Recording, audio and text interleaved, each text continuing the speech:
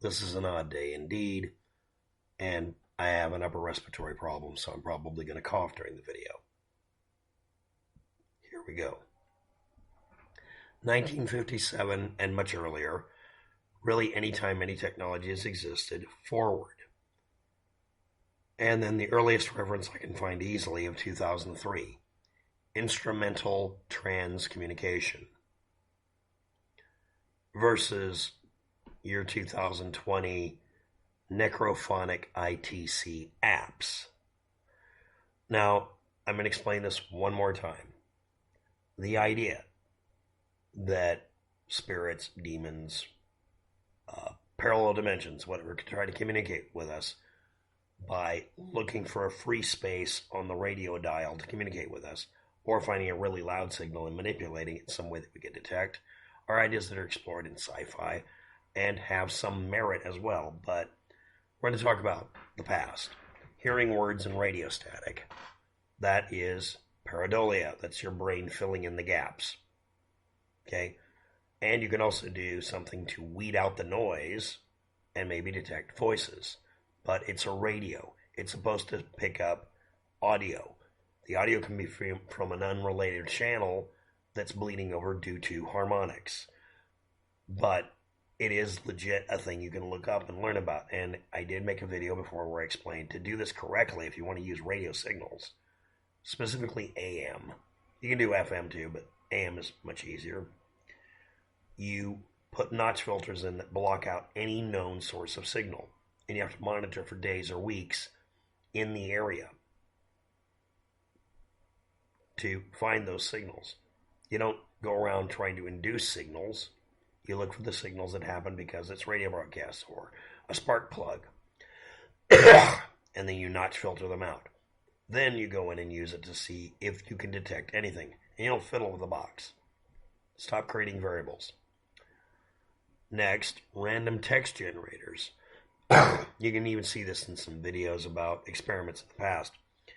Use a computer, because computers are considered magical by people sometimes, to create a random string of characters based on a random noise source. A real noise source produces a uniform response.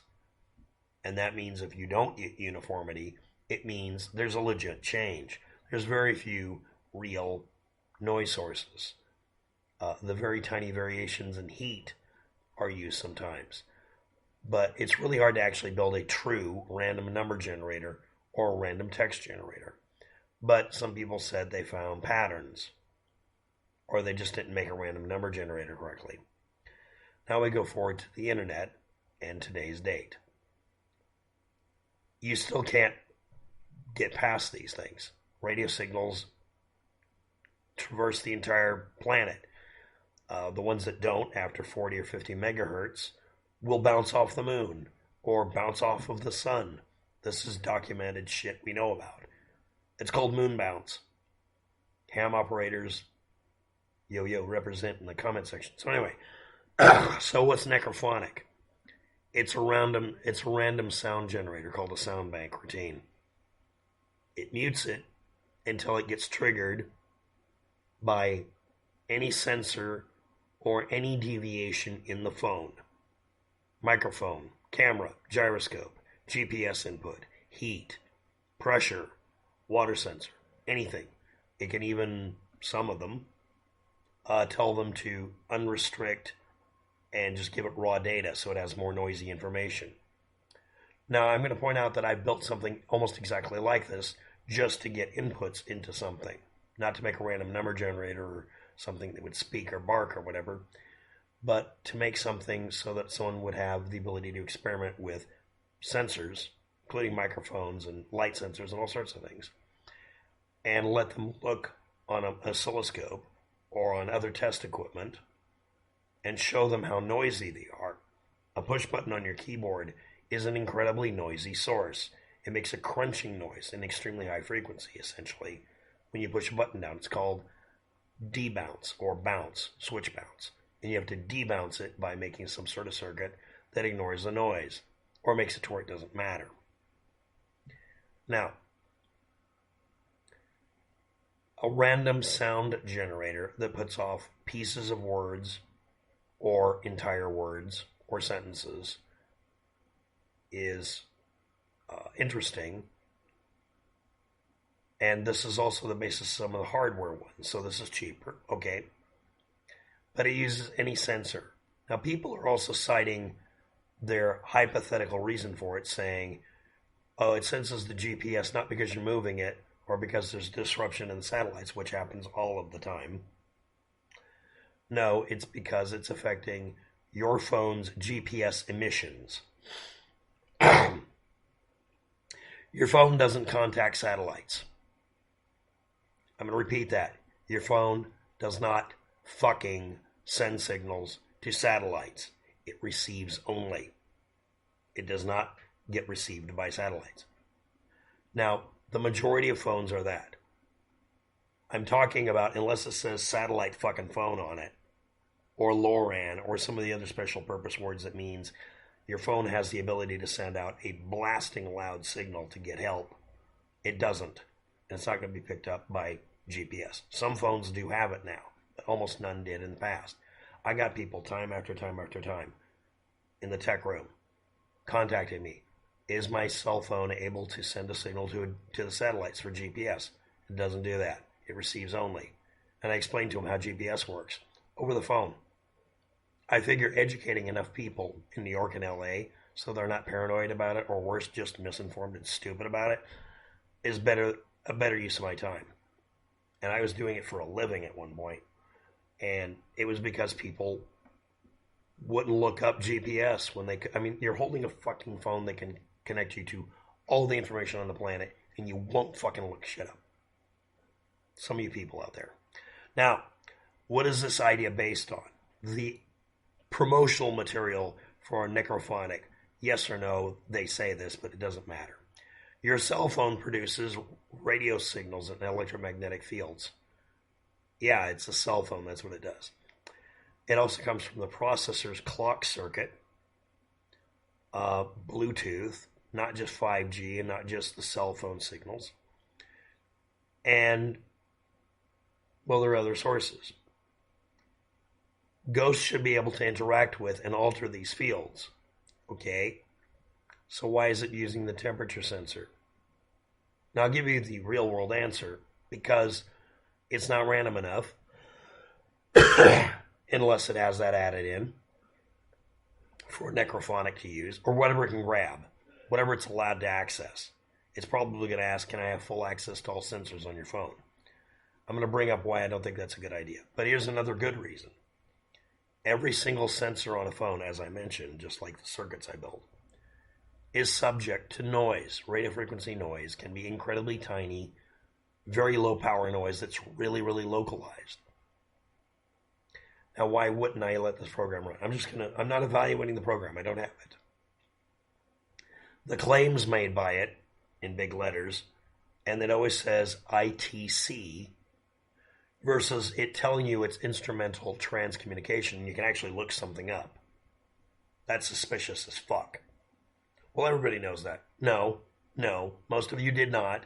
And every single bit of ad copy for Necrophonic refuses to explain what ITC is. Well, everybody knows that. No, that's when you're like, no, bullshit. Bullshit. It's 3 fucking words you could put in, along with all the other glorification shit. The description doesn't have to be that short. So I'm immediately calling one bullshit point. Next, could this be of any use? I would rather have Necrophonic have a developer mode or a developer test mode or diagnostic mode where it'll tell me what sensors it's using and what they're reading in raw value, which is going to be noisy, and smoothed. That's what it should do. You can get something like that for your cell phone or a computer. I have one for my computer to see if the processors are running the correct speed. It has more than one. Temperature sensors, fan speed. It'll even check to see if the microphone or the video camera has been enabled. I had one as a monitor routine I ran on my computer because the machine got attacked by something. It didn't get infected, but I had to double check. So I left it running in the background, and it's a program that would be ignored primarily. And it told me nothing was going on it for a while. So, okay. I also scanned the shit out of it, but you get the idea. these universal sensor loggers are quite useful. The reason I wouldn't use it, that is metadata that can be used to assemble to figure out, that bring up GPS, where you are, what altitude, what temperature. Open up your microphone and record shit. Turn on your cell phone camera. Look at light sensors. Check for water detection. Turn off the smoothing function so it can detect humidity changes to figure out when your phone is and is not in your pocket. I have no reason to load a program that's going to do that. I would write one. Or I'd run an app utility hacking kit that I could get a hold of from fucking anywhere and just make the thing give me the data. This is information in my phone that I should be able to access. And it's used for testing phones. It's used for testing computers. So, Necrophonic, if they put a under the hood feature on it to where you can look at the raw data and not have it play back a fucking soundboard with random noises. I mean, you can change out the sounds and have it fart if you want. Unless they don't let you. Have it turn off all that shit and say, yeah, what can we get? How many sensors? What are they doing? Show us a status display. And stop trying to sell us anything here. Now, someone asked me this concerning other piggybacking apps, otherwise known as foistware. That's a giant red flag. Please don't load this program. Now, how can we make something similar? Now I'm going to talk about the device I built a long time ago. No, there's no money in it. I got a hold of a tilt sensor, a accelerometer, a thermometer, light sensors for infrared, ultraviolet, and all the different parts of the spectrum, basically making a single point light detector, or actually multiple. I made it look like a bug, okay? But I put microphones on it. I had it do also, I found every sensor I could find, carbon dioxide, everything. This sounds a lot like what you would actually want to use. Now, when I built this, it was a long time ago. This was stuff that was right off the market, brand new. When I looked it up, I got it cheap because it was throwaway items, and I just built it as a proof of concept. And it was modules you put together, and depending on where you put them, this way or this way, they would run in parallel or only in series. Put them in series, you'd get nothing unless all of them were triggered. You know, it was a stupid little thing. But if you put them in parallel, you could hook them up to a noisemaker or an LED. So you can see it's detecting something. And the idea here is this let you play with sensors of any kind and see how sensitive they are. For instance, a light detector can detect when your hand is next to it, because it's not just detecting light. It's detecting whatever it's based on. Depending on the light detector, it'll be oversensitive to you introducing 60 hertz hum. I fed the information out to an earphone so I could hear the noises, if there were any, and also out to an oscilloscope so I could see the wave shapes. It was interesting. I built mine for, I think it was $100 worth of parts after a while, and then I took it apart. To buy them brand new was thousands of dollars. So I see how a person might want to do this with their phone. And guess what? Actually, almost the same set of sensors and more is already in your cell phone. So Necrophonic, if it had a under the hood mode and wasn't trying to be a ghost detector app and let you observe all the sensors in your cell phone and let you see what they're doing, I think that'd be fantastic. Do they make one? Do they charge you $10 for it and then leave you the fuck alone? No. Do they charge you $10 because they want another $10? Bad. No, it's not marketing. No, you shouldn't put up with it. Now, do I know that's what they're doing? No, but that's what some of the reports and comments are saying. But others don't say those things. So, this is something that started being a thing in the 1950s and much earlier. Every time technology comes out, people hear stuff in it. Even a piece of machinery moving, you hear words. But this is literally it just looking at all the sensors in your phone and spitting out random sounds. Again, I'm going to call it crap. But that's without testing it. What would work? Well, what they claim and what they're doing are totally different things. So, all right, a radio frequency wide spectrum audio conversion system that notches out every loud source. That would be more useful. It could still be the same thing. You just have to mute the loud radio signals, not use them as a noise source. Thanks for watching. Have a good day. Good luck.